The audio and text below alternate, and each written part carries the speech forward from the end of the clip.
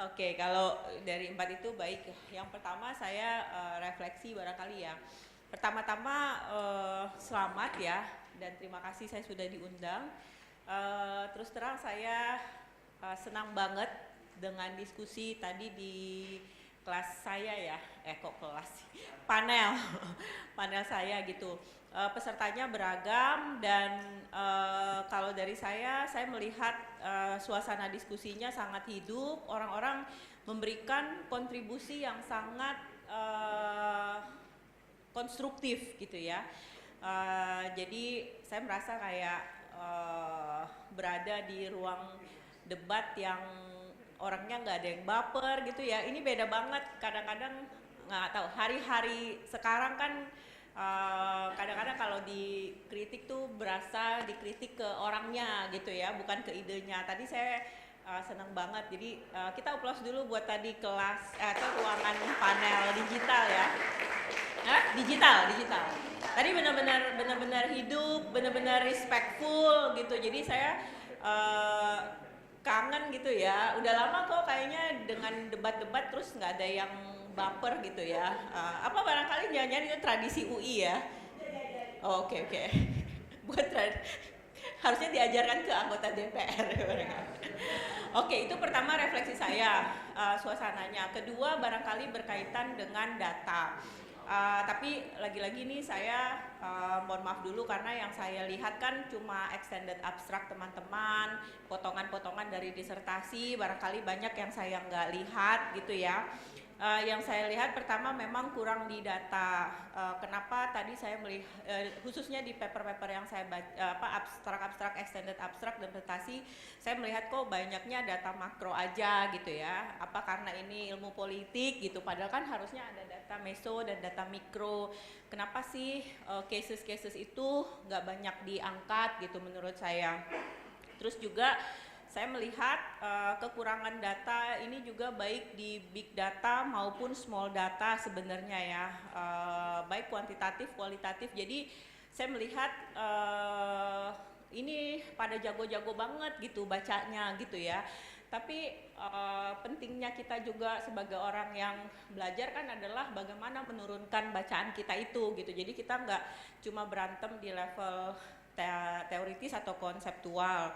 Nah, karena itulah saya merasa ketika saya membaca paper-paper gitu ya, saya melihat harusnya idealnya gitu barangkali, ini barangkali juga karena banyak yang S3, apa sih sebenarnya kontribusi kita yang dekat dengan fenomena.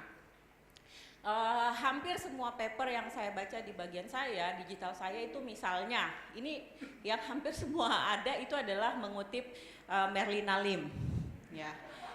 Saya sebenarnya saya nulis di Tempo waktu itu nge-review buku Merlina Lim. Dia memang teoris yang keren banget gitu ya. Tapi teman-teman ketika membaca teks gitu, Merlina Lim itu jauh dia tinggalnya. Dia datang ke sini kalau dia lagi ada waktu liburan. But you are the one that facing the social reality, political reality every day, daily gitu ya.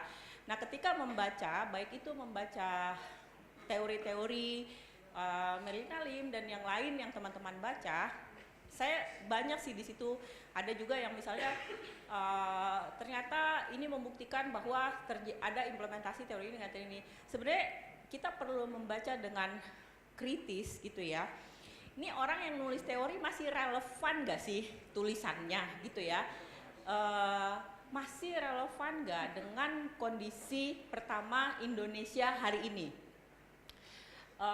Banyak yang teman-teman misalnya mengutip teoris-teoris yang sudah zaman dulu, tapi ketika kita membaca sebenarnya apa sih yang kita bisa kontribusikan dengan digital disruption hari ini, menurut saya itu sudah akan sangat jauh berbeda. Ketika kita membaca misalnya manufacturing consent gitu dulu sama sekarang itu pasti akan sangat jauh berbeda. Nah, karena teman-teman berhadapan dengan itu setiap hari, saya melihat harusnya kita bukan cuma sekedar kita memakai teori ini, tapi kita juga bisa mengkritik apa kurangnya teori itu dengan data-data atau kenyataan yang kita lihat hari ini, apakah masih relevan apa enggak. Terus what do they miss dari Indonesia gitu ya. Teman-teman pasti melihat di beberapa waktu terakhir bagaimana gerakan di Indonesia itu bisa menginspirasi gerakan-gerakan yang lain di Asia Tenggara gitu ya. Jadi kita nih masih menjadi rujukan untuk kehidupan berdemokrasi gitu ya, gerakan masyarakat itu kita masih menjadi inspirasi. Jadi ketika menulis itu dipikirkan juga, jadi saya melihat masih kayak oh ya ini ternyata di Indonesia terjadi ini, terjadi ini. Tapi apa sih sebenarnya yang bisa kita kontribusikan ke region? Karena di beberapa kesempatan di global event gitu, itu kita selalu ditunggu-tunggu sebenarnya.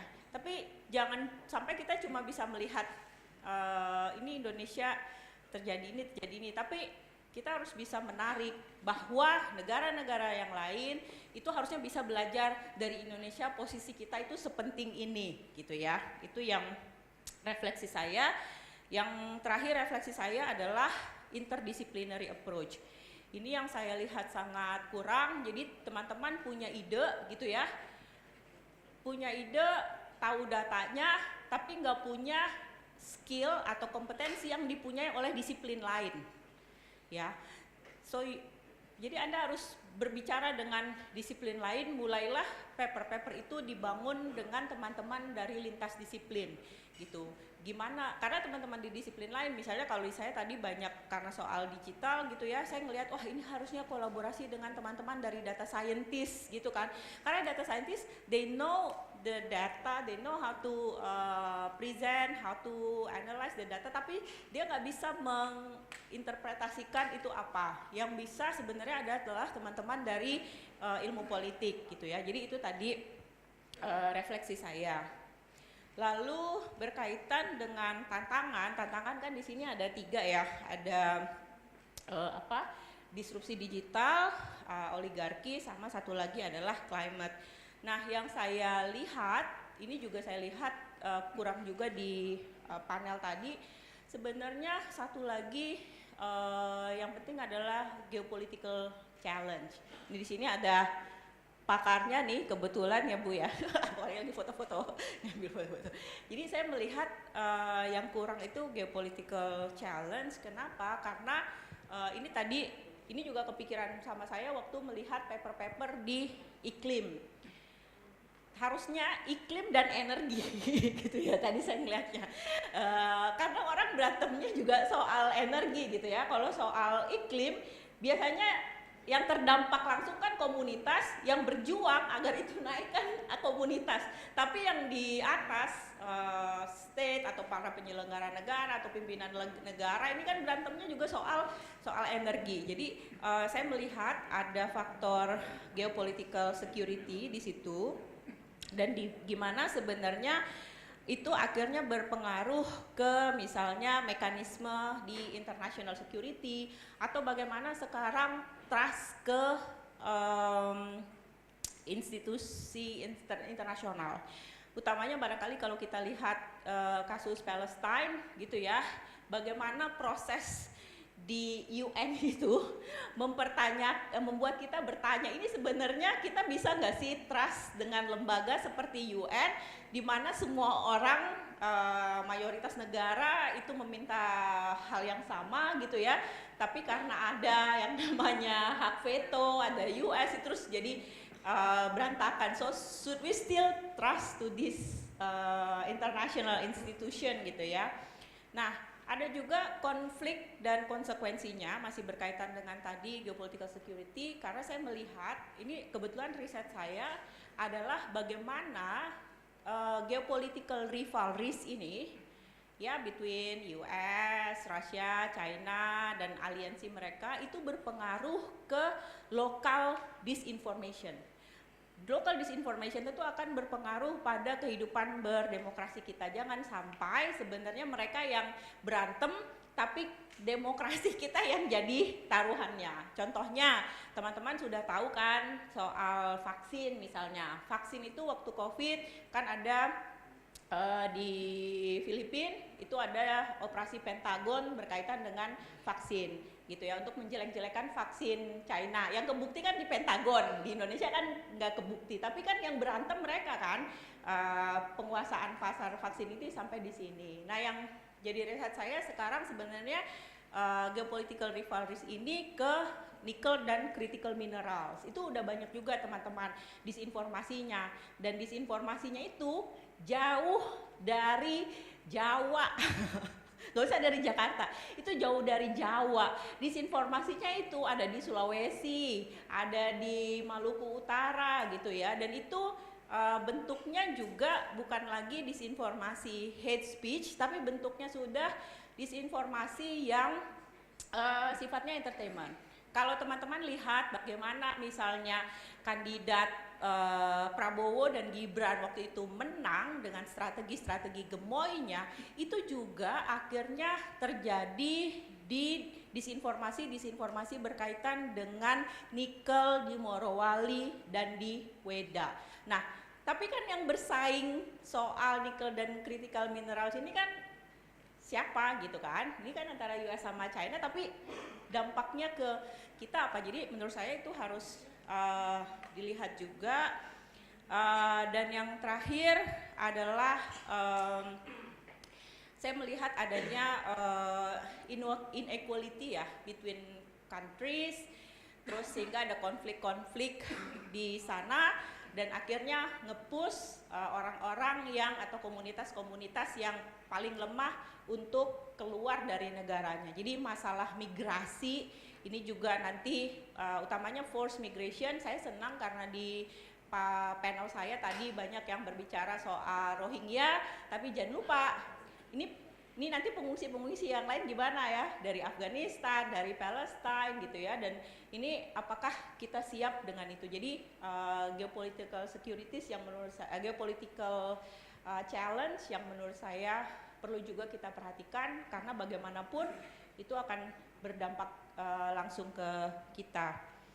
Yang saya sangat setuju climate change ya, itu pasti, tapi tantangannya climate change ini adalah di Indonesia bagaimana biar orang-orang mengerti bahwa ada climate change. Di 2024 election, kami dari Monas sebenarnya bersama-sama dengan masyarakat sipil dan jurnalis itu berusaha mendorong agar isu climate change ini naik di election, terinspirasi dari Australia dan Brazil biar isunya naik. Cuma ternyata kita gagal gitu ya, kita gagal menaikkan isu ini karena memang banyak hal-hal lain waktu itu yang barangkali lebih menarik masyarakat. Tapi yang saya garis bawahi, suatu kali di dalam forum, waktu itu kita lagi nge-push ya, jadi kita bareng-bareng dengan masyarakat sipil, CSO, kita nge-push bagaimana agar politisi itu berbicara dengan climate change. Waktu itu kita undang politisi yang baru aja kemarin mundur dari DPR gitu ya, kita undang, ngomong dong tentang climate change gitu. Terus dia, wah gimana kalau mau ngomong pas di sana orang minta bagi-bagi uang aja gitu kan. Ya harusnya kan dia juga punya kesadaran untuk melakukan pendidikan politik. Jadi ini menurut saya masih PR kita. Dan bagaimana cara mengadresnya, tadi saya udah singgung sedikit dengan Mas Jamie dan diskusi makan siang teman-teman. Sekarang ini utamanya di beberapa kampus ya, riset itu seringkali dilihat adalah sebagai tinggal di Menara Gading gitu ya. Tinggal di Menara Gading, kita publish di Q1, Q2 gitu, udah seneng gitu kan. Sementara di tempat yang lain ada yang nggak peduli sama Q1, Q2 gitu ya. Teman-teman kalau lihat MIT itu punya namanya MIT Misinformation Review, itu masuk ke sana itu susah banget, tapi nggak ada Q1, Q2 Scopus, orang MIT-nya nggak peduli. Tapi apakah riset itu bisa menyelesaikan permasalahan di masyarakat? Nah itu yang menurut saya kita selama ini kalau mau kita, yang saya coba lakukan ya dengan pusat riset di saya, itu adalah kita membangun kapasitas CSO dengan riset. Jadi CSO ini punya mereka ini udah jago di advokasi, tapi ketika mereka mengadvokasi itu lemah. Contohnya pernah kita sama-sama kayak hate speech di election gitu ya, ada CSO yang sangat kuat namanya gitu ya, pas kita lihat datanya 1000, terus dia scraping gitu kan, terus kamu datang ke platform dengan data 1000 gitu kan, dia nggak akan memperhatikan data 1000 itu kalau kita mengadvokasi. Jadi kita sekarang lagi berusaha menggandeng CSO dan juga media, sehingga kita mencoba membangun kapasitas mereka, karena nggak mungkin kita, bukan nggak mungkin ya, dosen-dosen kan susah banget untuk advokasi ya, belum kita harus ngajar, harus apa, harus asa. Jadi kita kasih ke yang ahlinya, tapi kita support dengan research based evidence. Dan ini juga saya dengar dari teman-teman di media, misalnya waktu itu ada salah satu media yang bilang, Mbak, kita itu kalau publish data tentang ini gitu ya, kebijakan ini, itu yang paling banyak di download.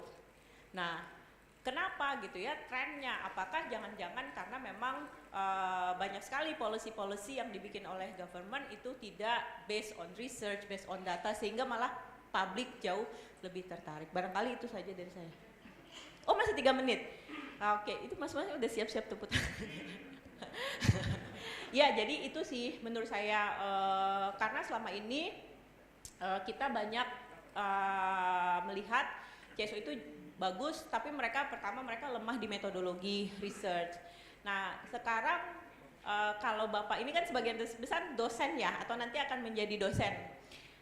Kalau teman-teman lihat, sudah ada juga, ini sebenarnya saya sampaikan ini biar men-trigger teman-teman yang peneliti atau dosen gitu ya, memberikan motivasi. Teman-teman kalau lihat, coba deh dipetakan, siapa sih pemberi dana riset terbanyak? Siapa pemberi dana riset terbanyak? Itu swasta sama filantropi, ya kan? Kalau teman-teman lihat apa interest mereka gitu ya, swasta ini kan sering kali diprotes. Platform itu sering banget diprotes, nggak ini, nggak itu, nggak ini. Tapi platform itu juga banyak memberikan dana-dana riset untuk membantu agar platform dia, teknologi dia itu jauh lebih baik. Ya, Google itu kasih banyak banget, Meta tuh kasih banyak banget. Tapi intinya dia mau apa? Dia mau Anda mengenali apa sih case lokal di Indonesia yang nggak dibikin sama platform yang kantornya di Amerika. Kan dia nggak tahu kan, dia belum tahu. Nanti Anda bawa tuh ke situ, itu fundingnya banyak dan itu bisa berkolaborasi dengan platform. Memang caranya slow, lebih slow daripada advokasi, tapi kan itu jalan peneliti ya. Kedua, sebenarnya juga banyak sekali lembaga-lembaga filantropi, tapi kalau teman-teman lihat, coba deh cariin call for funding, dikumpulin gitu ya, 50, dipetakan, semuanya itu mau research yang menyelesaikan permasalahan di masyarakat. Hampir nggak ada researchnya itu tulisannya harus publish di Q1, Q2, itu cuma riset dari Dikti. Makanya jangan ngambil pendanaan riset dari Dikti. Kalau dari filantropi itu dia maunya apa sih masalah di masyarakat yang Anda bisa pecahkan dengan riset Anda. Kenapa?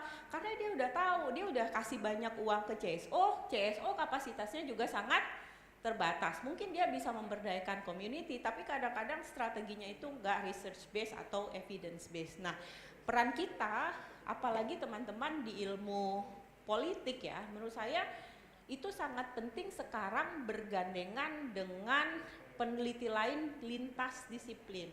Coba kerjasama dengan misalnya teman-teman dari urban planning atau urban design, teman-teman dari data scientist, teman-teman dari ilmu kimia, ilmu fisika, engineering gitu ya, karena itu pasti akan jauh lebih berdampak, akan jauh lebih menarik juga di proposal pendanaan kalau kita lintas disiplin. Jadi tadi saya lihat, wah ini kalau kita cuma di keilmuan kita, kayaknya kan akan susah karena bagaimanapun fenomena di masyarakat itu nggak bisa diselesaikan dengan cuma satu disiplin ilmu. Barangkali itu dari saya, terima kasih. Semoga berkenan ya.